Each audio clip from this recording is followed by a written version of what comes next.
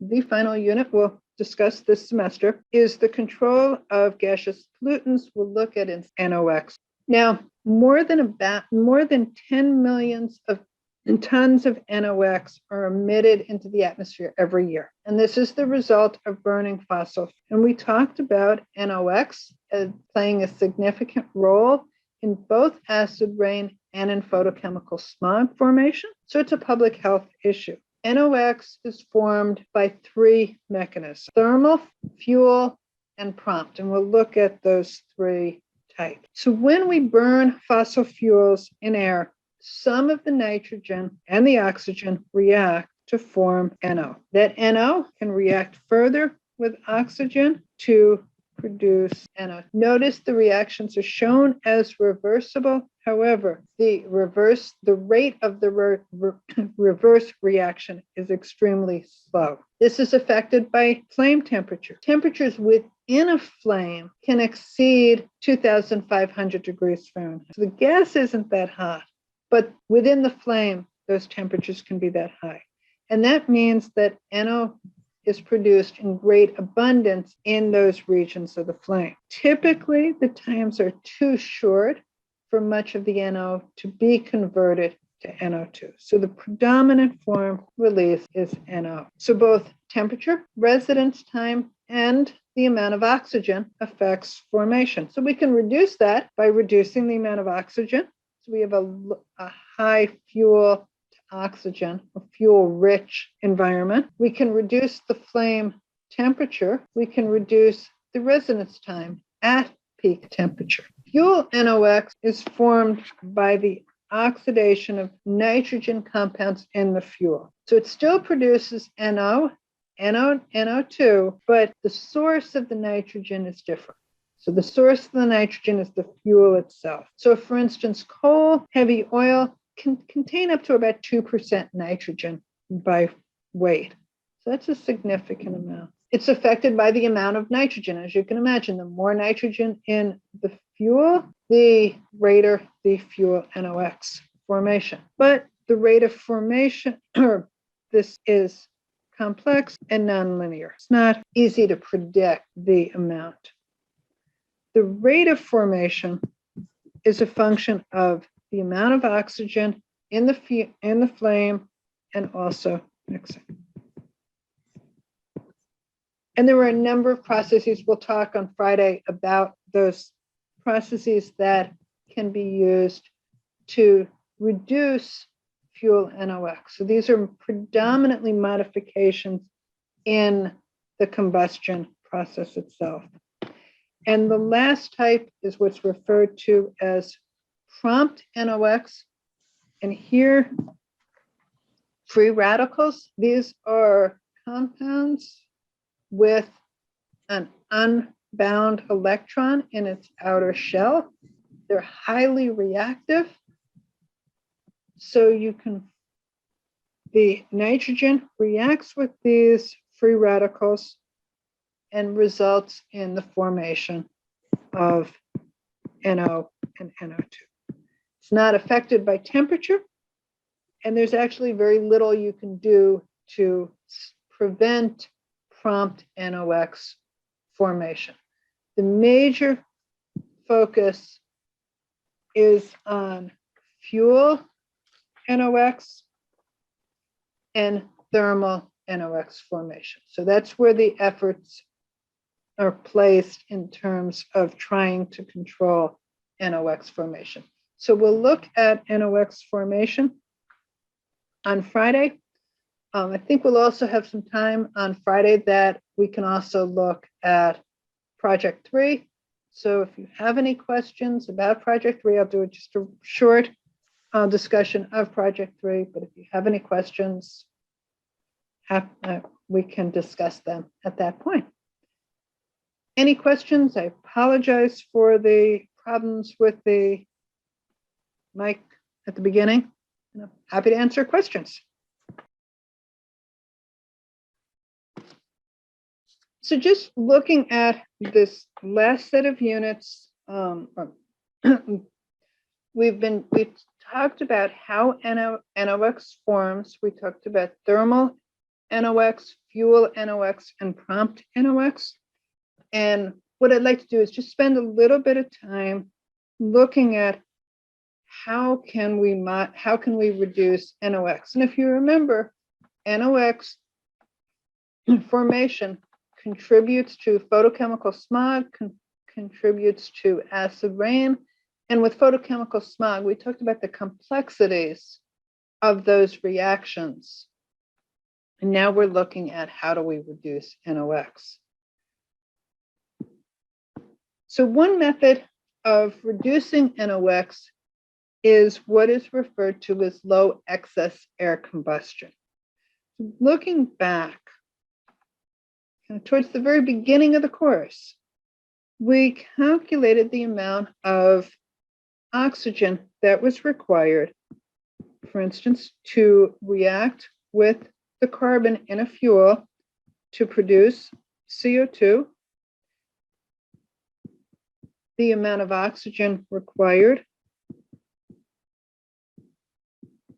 to react with hydrogen to form water, and sulfur to form SO2. And you may remember we did this problem with excess oxygen. And for instance, with a coal-fired boiler, typical levels of excess oxygen range from about 20 to 50%. Much less with natural gas fired, it's only about 3 to 5%. But let's look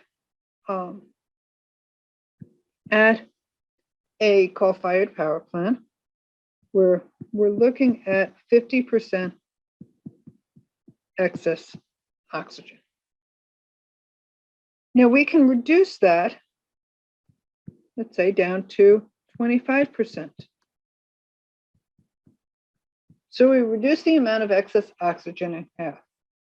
This results in a reduction in the heat loss.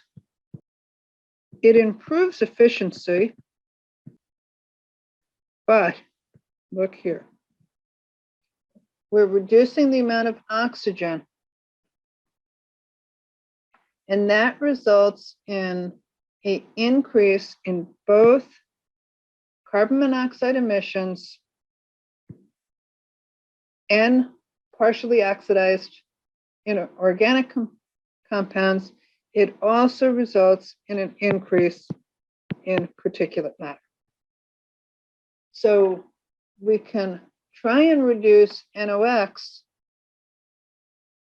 but in reducing NOx, the danger is we produce more carbon monoxide, we produce more unburned hydrocarbons, and we produce more particulate matter. We can also use what is referred to as selective reduction. So here, ammonia or urea is added to react with NOx. So for instance, this is urea, and this reacts with NOx and results in the formation of N2, H2O, and CO2. This is commonly done in cases, especially in coal-fired power plants, where the state is struggling to try and meet the NOx regulations, and this is done as part of, or the ozone regulations, and this is done as part of the SIP. So, for instance, during the summers, during what we refer to as the ozone season, when there's a high concentration of ozone,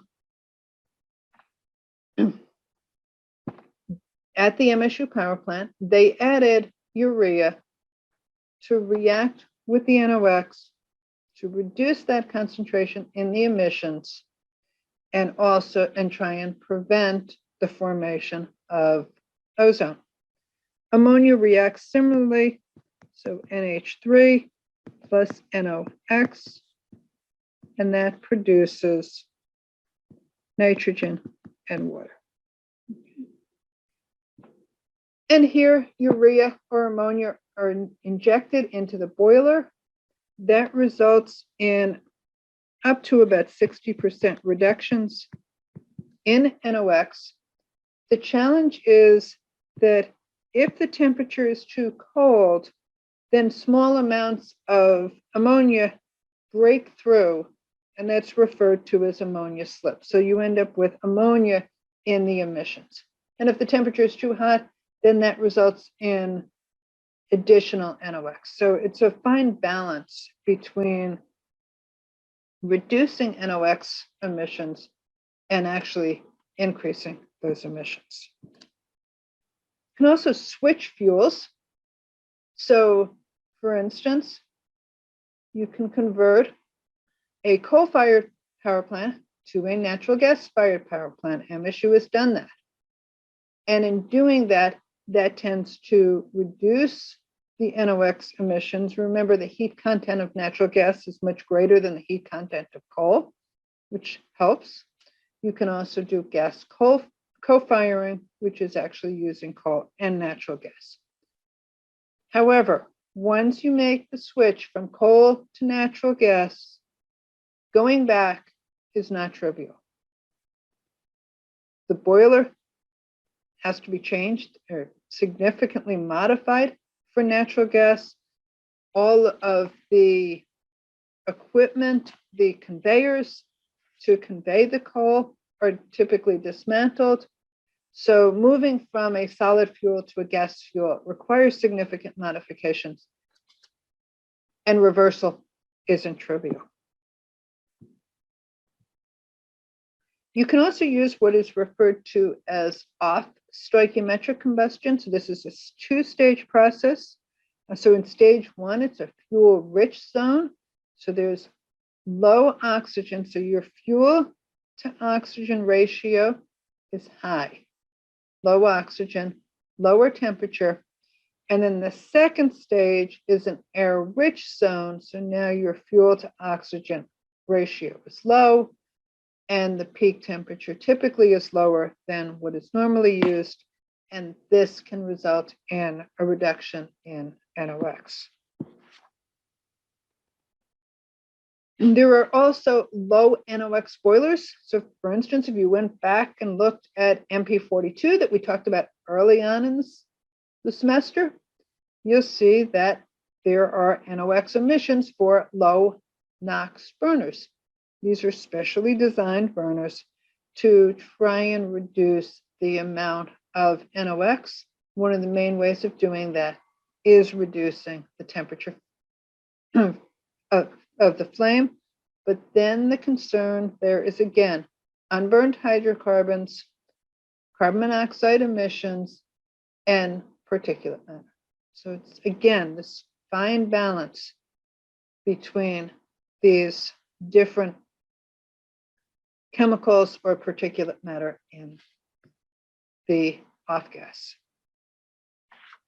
And then we can also reburn gas. And here you're actually taking the gas stream from the exhaust and reburning that in order to try and ensure that any carbon monoxide is converted to CO2, any unburned hydrocarbons are then combusted to form CO2 and water. Now, everything we've talked about so far has been stationary sources. What about mobile sources? Still a significant source of NOx emissions. One of the major ways we accomplish this is through a two-way catalyst. It's a slide missing in here. I'm not quite sure why, but in a three-way catalyst. So a three-way catalyst is what your catalytic converter in your car.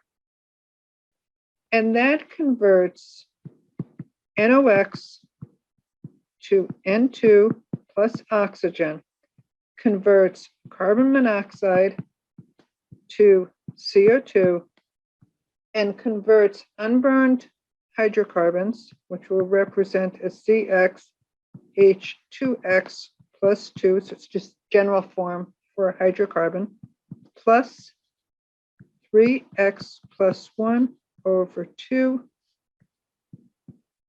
oxygens, and that produces CO2 and water.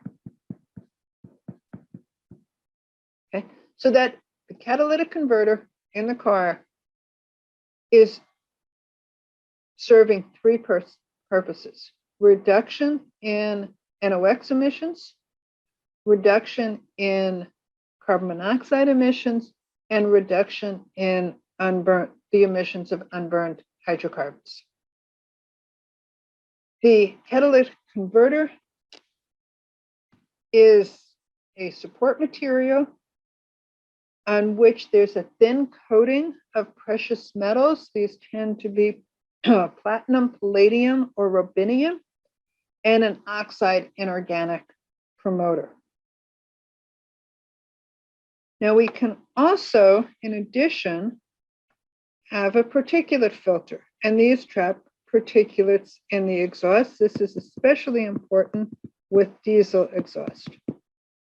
We can reduce emissions of, for instance, NOx by switching from burning gasoline to diesel, but the problem with that is diesel produces more particulate matter. So in order to reduce the amount of particulate matters, a particulate filter is put on the exhaust.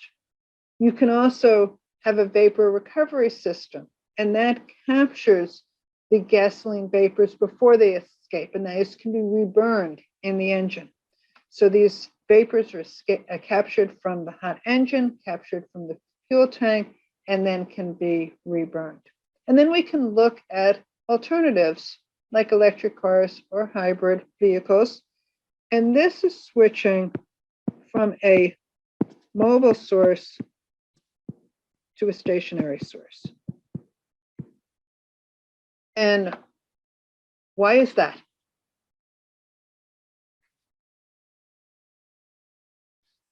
Because Why they are we- still have to make the electricity for the cars. Exactly. So we have a stationary source producing the electricity. And this is really true with electric cars.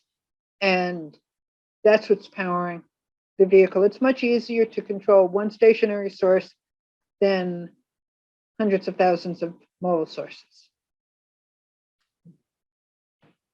So it's not, you'll often see electric cars are zero emissions. Are they really zero emissions? Are electric cars really zero? No, they're not. Okay. There's some emissions, even in nuclear power, there are emissions. There's spent fuel and there's heat.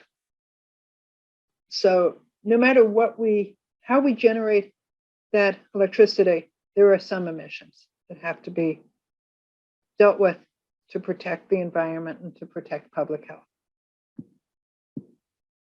We can also use reformulated gasoline. And the SIPs require the use of reformulated gasoline in 17 states and DC. These are predominantly in urban areas which have significant smog pollution problems. These reformulated gasoline contain less volatile organics. So again, we're trying to reduce the amount of hydrocarbons emitted to the atmosphere in order to try and reduce photochemical smog. Typically, oxygen additives are added to make the fuel burn more efficiently. Detergents are added to prevent buildup of engine deposits, keep the engine running smoothly, burn fuel more efficiently. The fuel that we have now is much cleaner than the fuel that we had 50 years ago, 40 years ago. My dad always told us, don't ever let the gas tank go below a quarter of a tank. And I still can hear him saying that. And the reason was wasn't that he was running it, that he was worried about us running out of fuel, but the fuel wasn't as clean and it contained particulates. And his idea was that the particulates would settle in the tank, and if you let the tank run empty, less than a quarter of a tank, you are more likely to pull those particulates into the engine and foul the engine. And you had to then clean the carburetor and all sorts of cool stuff like that. So one of the measures that was taken back in about 1988, 89, was the addition of methyl tertiary butyl ether. It was added as an oxygen additive to control the emissions of hydrocarbons and to try and prevent photochemical smog. The problem with it was it is extremely soluble in water. And when you have a leaking underground storage tank containing gasoline, what happens is that MTBE moves with the waterfront in the groundwater, actually takes some of the benzene with it and essentially solubilizes it so that you get contamination of wells with MTBE and also benzene, toluene, xylene, ethylbenzene, at a much greater rate than you would without the MTBE. It's toxic. Because of these issues, it was banned. It was actually another case where if those that were proposing it for controlling photochemical smog had spoken with the folks on the chemistry side and the groundwater hydrology side, probably would never have been added. So it's interesting in terms of a chemical that was added for a short period of time, but has been banned in many cases. Unfortunately, we actually export it. We still produce it, and like some of the other chemicals that have been banned in the US, we actually still export it, for instance, to Mexico. It's been replaced predominantly by ethanol, and ethanol is used extensively, especially in the Midwest, again, to try and reduce hydrocarbons, also to reduce NOx emissions and reduce the photochemical smog issues. Another way that we do this is really through policy.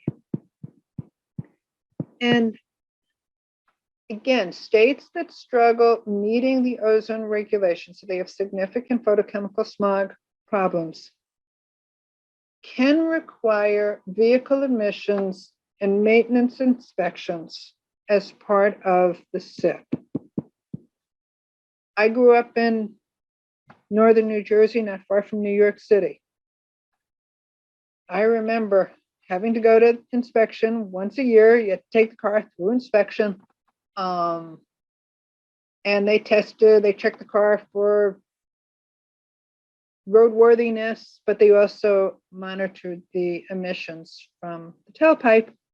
And if you didn't meet those, then you had to go fixed and then go back and have it re-inspected. So this can be part of the state implementation plan, the SIP, and it is in several states, typically in urban areas, in order to try and reduce the emissions of carbon monoxide, hydrocarbons, and NOx.